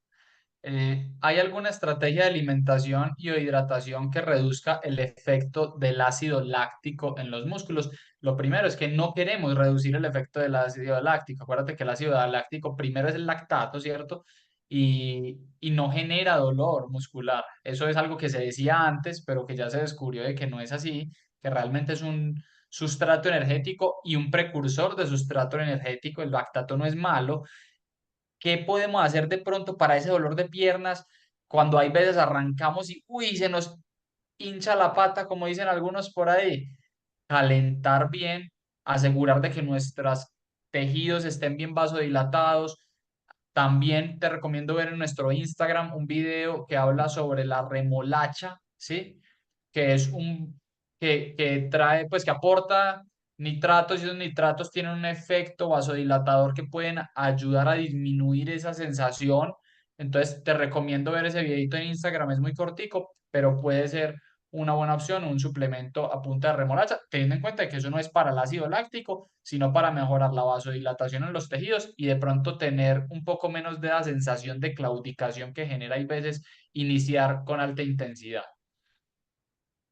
¿En qué momento aporta el consumo de, tri- de, mm, de BCAA, de aminoácidos, que se encuentran algunos geles en el entrenamiento? ¿Es necesario su consumo durante?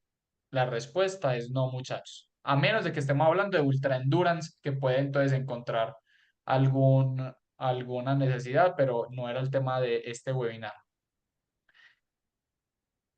Si un entrenamiento es de una hora, es de bajo volumen y puede ser o de alta intensidad o de baja intensidad. Y ahí ya sabrás, pero un entrenamiento de una hora por lo general es de bajo volumen, a menos de que estemos hablando de una persona tremendamente sedentaria que esté empezando en el ciclismo y una hora todavía le parezca mucho tiempo pedalear.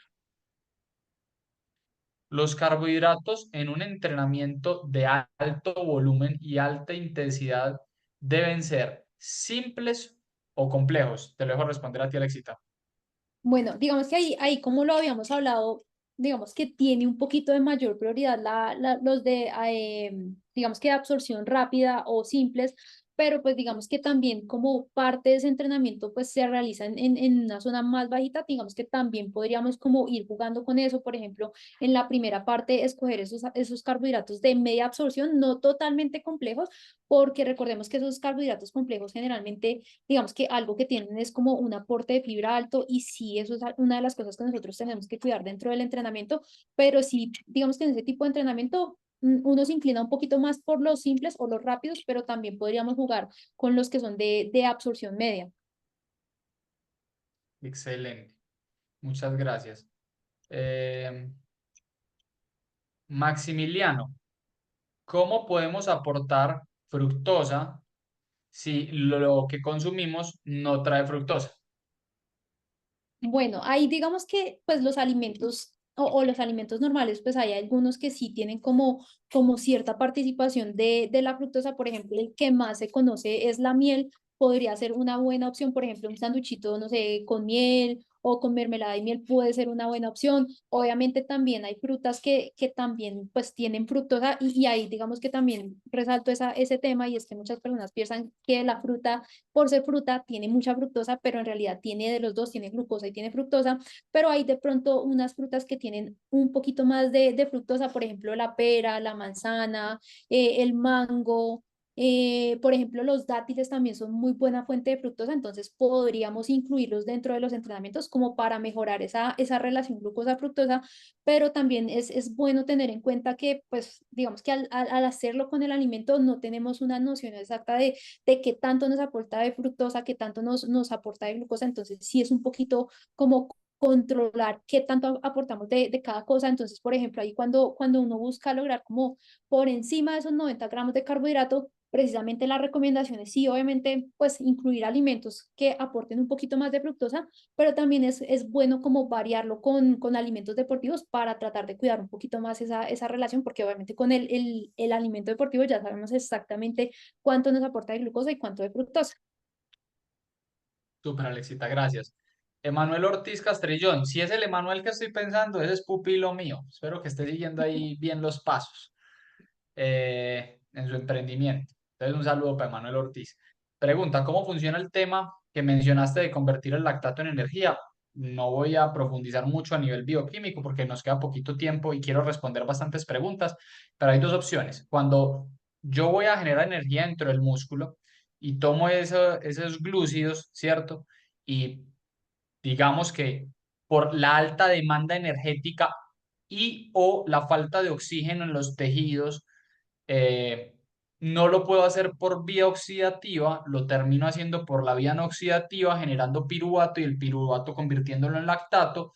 Ese lactato se empieza a acumular dentro del músculo. Se ha reportado que incluso uno puede llegar a tener dentro de la célula muscular más de 12 milimoles de lactato acumulado. Y ese lactato que se va acumulando ahí en el músculo, que todavía no ha salido del torrente sanguíneo, puedo oxidarlo dentro de la mitocondria para producir energía.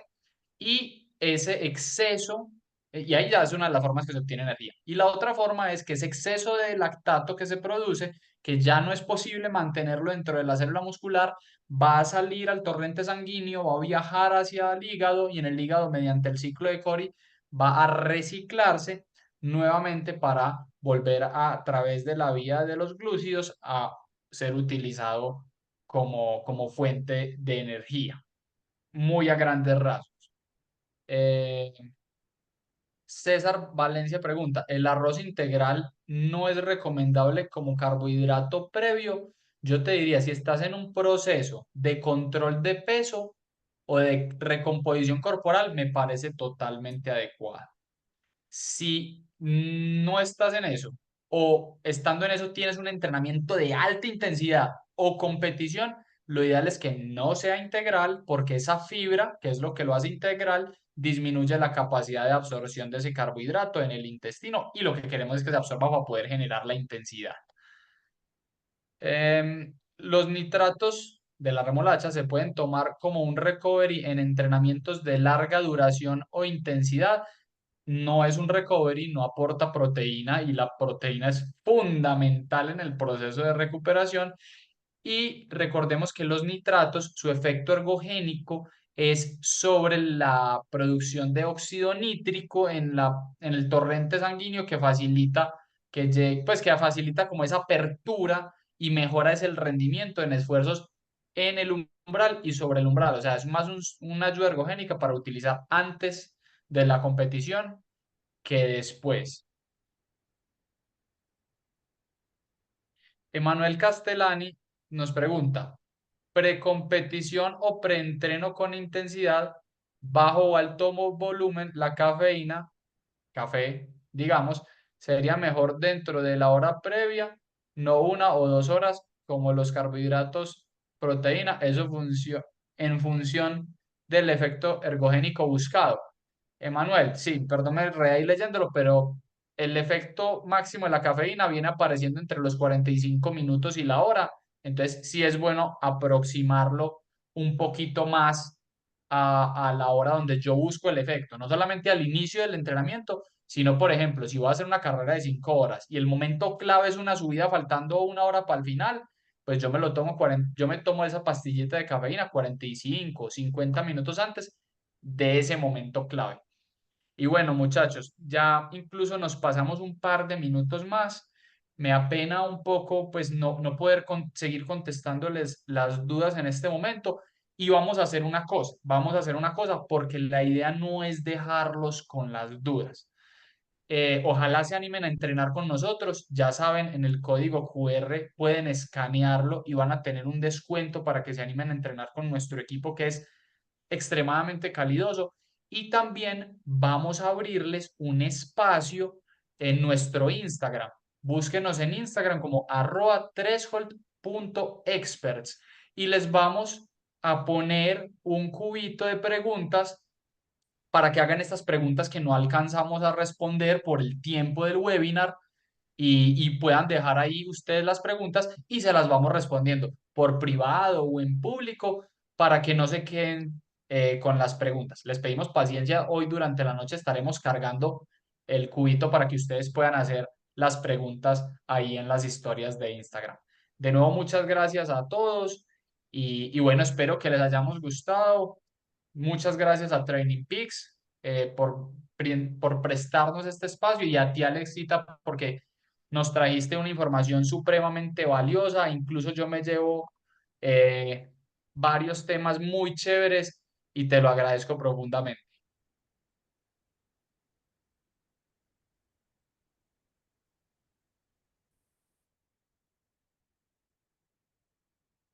Hasta luego. Chao chicos, gracias por asistir.